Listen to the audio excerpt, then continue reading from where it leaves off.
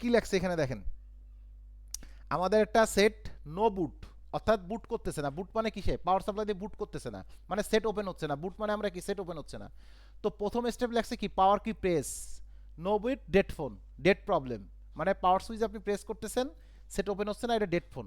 হ্যাঁ, তারপরে দিয়েছে আমাদের no boot CPU step by step এখানে ফলো আপ করা আছে, দেওয়া আছে, আমি যেভাবে সাজাইছি দেখেন। প্রথমে সিপিইউ লাইনের যে ক্যাপাসিটারগুলো আছে এগুলো চেক দিতে হবে, আমরা যেগুলো করি ইব্রাহিম ভাই, আমরা যেভাবে কাজগুলো করি না, সিপিইউর জি জি সিপিইউ লাইনগুলো আমাদের ক্যাপাসিটারগুলো চেক দিতে হবে মাল্টিমিটার দিয়ে শর্ট আছে কিনা। এখানে কিন্তু লেখা, আমি ডাইরেক্ট লিখে দিছি শর্ট আছে কিনা, আমি কিন্তু গ্রুপে এভাবে বলি।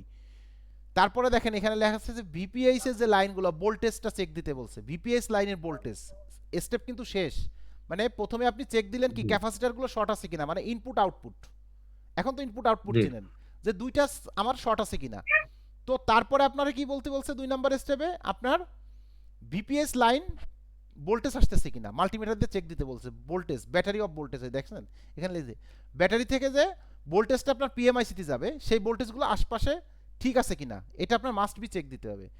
3 নম্বরে কি দিয়েছে আপনার, পিএমআইসির আউটপুট চেক, অর্থাৎ পিএমআইসির আউটপুটে ভোল্টেজগুলো যাচ্ছে কিনা, এই দেখেন এখানে লেখা আউটপুট ভোল্টেজ, অর্থাৎ পিএমআইসি এলডিও থেকে ভোল্টেজ এলডিও মানে আপনার যে বাক ভোল্টেজগুলো, এই ভোল্টেজগুলো তৈরি হচ্ছে কিনা।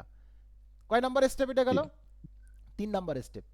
4 তিন নাম্বার নম্বর স্টেপ, 4 নাম্বার স্টেপ কি, বাক যে ভোল্টেজগুলো আছে এই ভোল্টেজগুলো চেক দিতে বলছে। কি কি ভোল্টেজ, এই দেখেন কোর মেমোরি আরএফ বাক, আরএফ এর যে বাক ভোল্টেজটা থাকে ওই ভোল্টেজটা আপনার চেক দিতে হবে, এবং মেমোরি যে ভোল্টেজটা সেটাও আপনার চেক দেবে, মানে স্টোরেজের যে ভোল্টেজটা সেটাও কিন্তু চেক দেবে। মানে 4 নাম্বার স্টেপ দেখেন, মানে বাক জি এলডিওর ওই সাইডটাই গেছে। তারপরে 5 নাম্বারে আপনার দেশে কি ভোল্ট ওকে, মানে ভোল্টেজ ওকে আছে আপনার, আমি কিন্তু এখানে জি সংক্ষিপ্ত করে দিছি, ভোল্টেজ ওকে আছে, এখন ইউএসবি চেক দেন। আমি কিন্তু গ্রুপে বারবার বলি কত সেন্স আসতেছে ভাই, 6 আসতেছে, 7 আসতেছে, 8 আসতেছে, আমি বলি যে ইউএসবিটা লাগান, বলি না গ্রুপে, অনেকে শোনেন, ইউএসবিটা লাগান। পোর্ট পাচ্ছে না, পোর্ট পাচ্ছে না, ভোল্টেজগুলো চেক দেন, ঠিক আছে ভাই সব ভোল্টেজ ঠিক আছে, সিপিইউ আর স্টোরেজ উঠে, ইএমএমসিটা আগে উঠান, উঠানোর পরে দেখেন পোর্ট পাচ্ছে কিনা।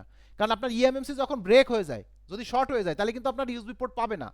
তখন আমি বলি কি ইএমএমসিটা উঠাই ফেলেন, উঠানোর পরে দেখেন যে আপনার পোর্ট পাচ্ছে কিনা, যদি পোর্ট পায় তাহলে ইএমএমসিটা চেঞ্জ করে দেন, যদি পোর্ট না পায় তাহলে সিপিইউ বল করেন। এখানে কিন্তু সেম ভাবে করা। তো আমরা ইউএসবি পোর্ট চেক দেবো পিসিতে, ডিটেক্ট, এই দেখেন পিসি ডিটেক্ট, মানে ইউএসবি ডিটেক্ট করতেছি কিনা পিসিতে। তো ডিটেক্ট যদি করে তাহলে এটা কি, কোথায় দেখে যাবে যে কানেক্ট পাইলে বুঝি নাই, পিসির, মানে বলেন। পিসিতে ডিটেক্ট করলে কোথায় বোঝা যাবে যে এটা ইউএসবি পাইছে কিনা ইউএসবি পিসিতে? পাইছে কিনা আপনি বোঝেন না, ইউএসবি ড্রাইভারে যাবেন আপনি, ডিভাইস ম্যানেজারে এমটিকে পোর্ট কিংবা কলকম পোর্ট শো করবে, ওখানে বুঝতে পারছেন? ডিভাইস ম্যানেজারে গেলে হ্যাঁ হ্যাঁ, ডিভাইস ম্যানেজারে। তো এখানে লেখছে কি দেখেন, পিসি ডিটেক্ট, পিসিতে আপনার ফোনটা ডিটেক্ট করতেছে কিনা, মানে কলকম হোক, মিডিয়াটেক হোক, ইউনিসক হোক, এক্সিনিয়ক্স হোক, যাই হোক না কেন আপনার ডিটেক্ট করতেছে না। যদি ডিটেক্ট করে, পোর্ট ডিটেক্ট করে, তার মানে আপনার সিপিইউ ওকে, পাওয়ার আইসি ওকে, কমপ্লিট। আপনার প্রবলেম স্টোরেজে, ইএমএমসির প্রবলেম। তো এখানে লেখছে 6 নাম্বার, যদি পোর্ট পায়, যদি আপনার পোর্ট পায়, দেখেন এখানে লেখা পোর্ট, যদি পোর্ট পায় ইএমএমসি রিভলিং এর কথা বলছে, কিবা আপনার পোর্ট চেক দিতে বলছে, অর্থাৎ ইএমএমসি রিভলিং করতে বলছে, কিন্তু এখানে তাই বলছে, কিন্তু আমি এখানে বলবো ইএমএমসি রিভলিং করার আগে ইএমএমসিটা খুলে আপনার স্টোরেজ ইএমএমসিটা চেক দিবেন। কিসে চেক দিবেন? আপনার যে ডিভাইসটা আছে, F64 হোক, আপনার ইজিজিটেক প্লাস হোক, আপনার যাই হোক না কেন যে ডিভাইসগুলো আছে আপনি চেক দিবেন যে আইসিটা ভালো আছে কিনা। অনেক সময় হেলথ খারাপ থাকে, অনেক সময় আইসি ডেড হয়ে যায়, হয় না এরকম যে আইসি আপনার কাছে সেট আসছে, আইসিটাই ড্যামেজ, হ্যাঁ ইএমএমসিটা ড্যামেজ, তখন কিন্তু আপনার আইসিটা চেক দিতে হবে। চেক দেওয়ার পরে যদি দেখেন আপনার কমপ্লিট আছে তো ওকে। এরপরে 7 number step, final solution, CPU রিভলিং।